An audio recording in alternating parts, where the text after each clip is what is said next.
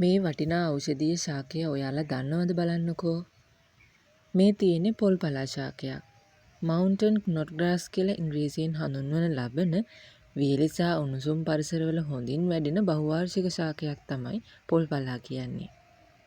Centimetre 30ක් 60ක් පමණ උසට වැවෙන මේ ශාකයේ ගහ පුරාම පොඩි බූවක් දක්නට ලැබෙනවා. මේ ගහ පුරාම හටගන්න කොළ හැම එකක් ළඟින්ම සුදු පාට මලක් පිපෙනවා. මේ පොල් පලා ඖෂධය ලෙඩ ගණනාවකටම දිව්‍ය ඖෂධයක් කියලා ඔයාලා කලින් දැනගෙන හිටියද? ආයුර්වේදයේ නම් සඳහන් වෙන්නේ මුත්‍රා ආබාධ සියල්ලටම අත්බෙහෙත් විදිහටත් මුත්‍රා මාර්ගය, මුත්‍රාශය සහ වකුගඩු වල ඇතිවන ගල් වලටත් ඉතා හොඳ විසඳුමක් විදිහට මේ පොල් පලා යොදා ගන්න බව.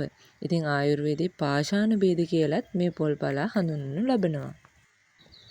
ඊට අමතරව කැස්ස, ඇදුම, පීනස වගේ සෙම් රෝග සඳහාත් ඊටාම ගුණදායක වන ඖෂධයක් තමයි පොල් පලා කියන්නේ.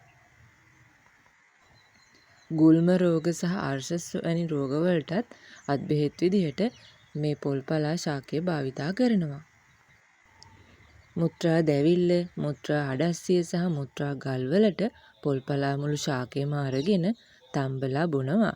100%ක්ම ප්‍රතිඵල තියෙන නිසා මේක ප්‍රත්‍යක්ෂ බෙහෙතක් විදිහටයි ආයුර්වේදයේ සඳහන් වෙන්නේ. වේලපු පොල් පලා මල්, කොළ, අඟුරු මතට දාලා ඒ එන දුම් ඇල්ලීම ඇදුම රෝගය සුව කර ගැනීමට හොඳම අත්බෙහෙතක් වෙනවා. ඔයාටත් අද හිසේ කැක්කුමක් තියෙනවා නම් පොල් පලා මුල් අඹරලා නළල මත ආලේප කරන්න. පොඩි වෙලාවකින් හිසේ කැක්කුම නැති වෙලා යයි. ඉතින් මේ පොල් පලා ශාකය අපි ආහාර විදිහට සකස් කරගන්නේ කොහොමද කියලා දැන් ඔයාලට හිතෙනවා ඇති.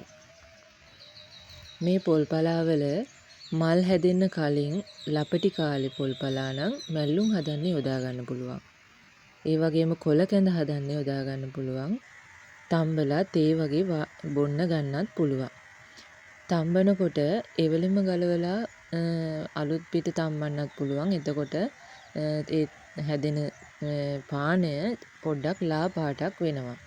නමුත් දවස් 2-3ක් පවන වේලලා තැම්බුවොත් තේ වගේම ලස්සන පාටකට ඔයාට ඒක දැක ගන්න පුළුවන්. ඉතින් ඇත්තටම පොල් පලා කියන්නේ දිව්‍යමය ඖෂධයක්. අද කාලේ කාර්යබහුල ජීවන රටාව තුළ ඉන්න අපි හැමෝටම වතුර බොන එක පවා මගහැරිලා යනවා. ඉතින් වතුර ඇඟට නැති වුනහම ඇඟ විජරණයට පත් වෙනවා වගේම මුත්‍රා ආබාධ ඇති වෙන්න ලොකු ඉඩකඩක් තියෙනවා.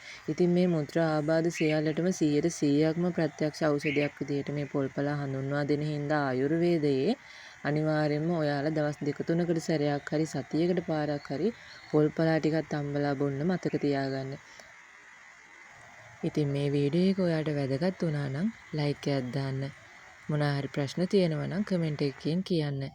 ඉතින් ඊළඟ වීඩියෝ එකෙන් ආයෙත් හම්බෙමු. channel එක subscribe කරන්න. සියලු දෙනාටම සුබ දවසක්.